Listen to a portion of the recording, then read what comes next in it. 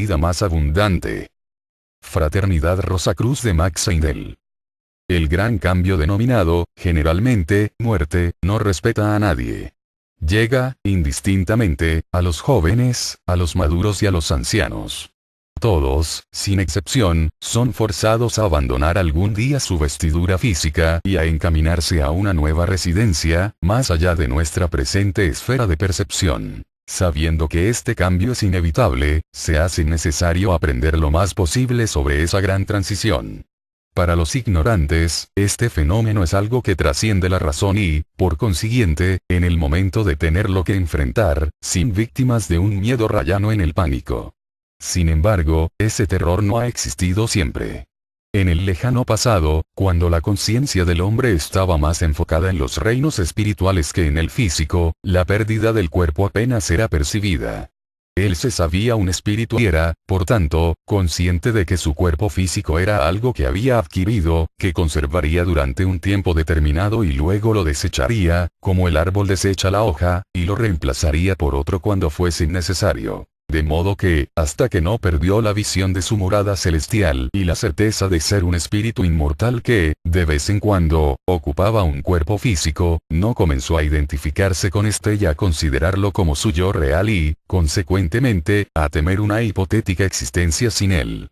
Así pues, la mayor parte de los humanos han enfocado hasta tal punto sus conciencias en lo material, que están convencidos de ser sus cuerpos físicos y de que, en el momento en que estos sean aniquilados por la muerte, su existencia dejará de ser posible. Al hombre o la mujer espiritualmente iluminados les parece casi imposible que tal condición pueda ser posible, pero, desgraciadamente, lo confirma permanentemente nuestro entorno que entierra, sin esperanza, a sus ya llamados muertos, sin caer en la cuenta de que sus espíritus están regresando a su hogar en el mundo celestial para enlazar allí con una ininterrumpida existencia. Para traer consuelo, pues, aquellos que no conocen los hechos relativos a la así llamada muerte, vamos a estudiar la verdad sobre este fenómeno. El hombre, el yo real, es un espíritu puro diferenciado en el cuerpo de Dios, constituido por el sistema solar entero, tanto lo visible como lo invisible de él. Su destino es llegar a ser un Dios creador, como nos dice el iniciado Pablo. Para desarrollar sus potenciales poderes divinos, pasa por distintas fases evolutivas, desde la más etérea hasta la más densa, adquiriendo experiencias que, lenta pero indefectiblemente, permiten ese desarrollo. Durante un periodo de esa evolución reside en este plano terrestre y ocupa, de vez en cuando, un cuerpo físico. El tiempo que pasa aquí, sin embargo, es solo una mínima parte de su existencia. El resto de esta transcurre en esferas más elevadas, en las que recibe otras instrucciones y desarrolla otras tareas, siempre con la finalidad de transformar sus fuerzas latentes en energía dinámica, lista para ser empleada en cualquier momento bajo el control directo del propio espíritu, que es el verdadero yo. Cada vez que un individuo desciende al plano terrestre, queda enclaustrado en un cuerpo físico, dependiendo la duración de su vida terrena del número de lecciones que ha venido a aprender. Hay egos que vienen para aprender lecciones sobre la construcción prenatal de cuerpos y que descartan su vehículo físico tan pronto como han cumplido ese objetivo, unos a los pocos días, otros tras unos meses y otros, pasados unos años. Los hay que emplean su cuerpo físico hasta la adolescencia, o hasta la edad adulta o hasta la vejez.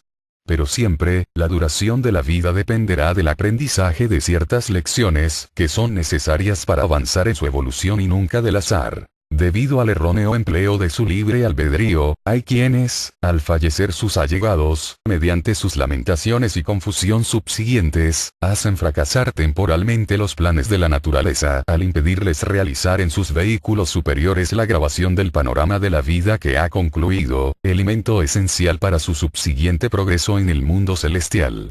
En tales casos, ese espíritu regresa junto a los responsables de tal pérdida, renace en su hogar y muere de niño a la vida terrena, para ir directamente al primer cielo, donde se le imparten las lecciones que se contenían en la grabación frustrada. Al tiempo de fallecer, tanto los niños como los adultos son recibidos por parientes y amigos cariñosos y, a veces, por ángeles, que les ayudan a adaptarse a la existencia en el más allá. La vida de los niños en el mundo celestial excede en hermosura a todo lo imaginable.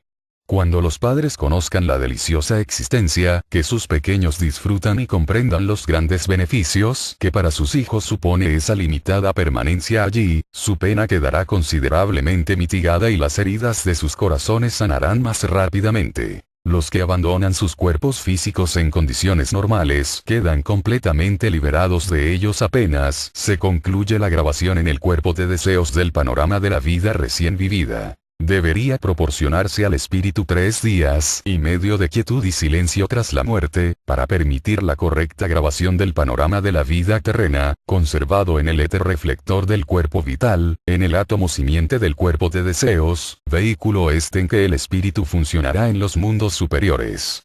Las imágenes transferidas al cuerpo de deseos, vehículo de los sentimientos y las emociones, serán la base de los sufrimientos que experimentará el espíritu en el purgatorio por las malas acciones cometidas, y del disfrute por las buenas, en el primer cielo. El tiempo de permanencia en el purgatorio puede acortarse si el espíritu reconoce el mal causado y los errores cometidos cuando las correspondientes imágenes aparecen en el panorama de su vida, y no trata de excusarse o de justificarse o se deja llevar de nuevo por la ira o el odio del pasado.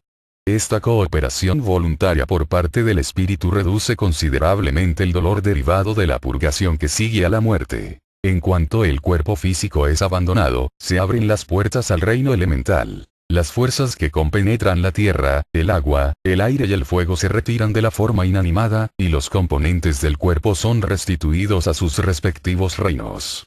La extraña sensación que produce una cámara mortuoria y el miedo que la mayoría de la gente tiene a los muertos son debidos al estrecho contacto que en esos momentos existe entre esos seres elementales y los humanos que rodean el cuerpo inanimado.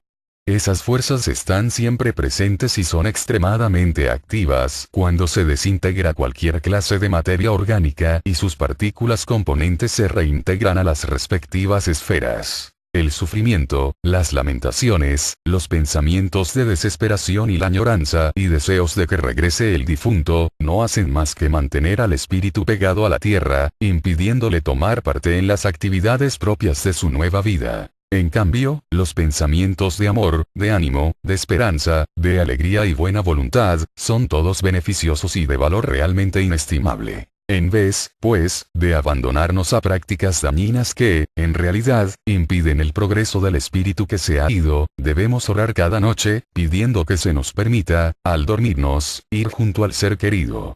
El deseo nos transportará inmediatamente allí y podremos pasar horas en su compañía, lo que resultará más provechoso para ambos y, con el tiempo, hará posible traer, al regresar a la conciencia de vigilia, muchas de las experiencias vividas en los planos invisibles.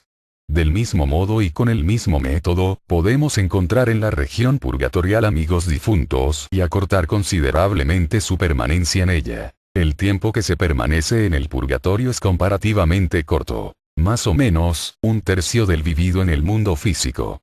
En cambio, la vida en el primer cielo dura cientos de años. Es una región de alegría, sin un solo momento de amargura. Allí la enfermedad, la tristeza y el dolor son desconocidos, y se desarrollan todas las actividades ennoblecederas a cuya realización ha aspirado el espíritu sin lograr llevarlas a cabo. Hermosas casas, flores, árboles, etc. están hechos de la sutil sustancia del mundo del deseo que, no obstante, para los habitantes del mundo celeste, resulta tan tangible como nuestras posesiones materiales lo son aquí para nosotros. Esa gloriosa región del cielo es, pues, un lugar de progreso y contiene todo lo bueno y deseable a las aspiraciones humanas. Allí el estudiante y el filósofo tienen acceso instantáneo a todas las bibliotecas del mundo. El artista, con el poder de su imaginación, puede crear formas en vivos colores de centelleante vida y hermosura inconcebible aquí. El escultor puede moldear con facilidad los materiales plásticos de ese mundo en estatuas cuya delicada belleza nunca había imaginado durante su vida terrena. El músico se beneficia también grandemente y escucha el eco de melodías celestiales mucho más dulces y más permanentes que nunca oyera en la tierra, y su espíritu se deleita con su exquisita armonía. El poeta encuentra una inusitada inspiración en cuadros, música y colores, que podrá usar en su próxima encarnación. Y el filántropo elabora planes altruistas para desarrollarlos en sus futuras vidas. En esa región vemos la razón de los fracasos del pasado y aprendemos cómo vencer los obstáculos y evitar los errores que nos impidieron realizar nuestros planes. Así que, tras una corta estancia purificadora en el purgatorio, esta es la región en la que pueden ser localizados nuestros seres queridos, preparándose para una próxima vida más eficiente y más amplia en los años por venir. Concluyendo, recordemos que el espíritu, el hombre o la mujer reales, es inmortal y, por tanto, no puede morir. De modo que la palabra muerte, aplicada al corte de la conexión del espíritu con su cuerpo físico, es inadecuada porque, precisamente, su liberación de ese vehículo lento, pesado e imperfecto, significa vida, libertad, evolución y una vida más abundante en un hogar en el que proliferan la alegría, la felicidad, la paz, la comprensión y el progreso. Fraternidad Rosacruz de Max Seidel.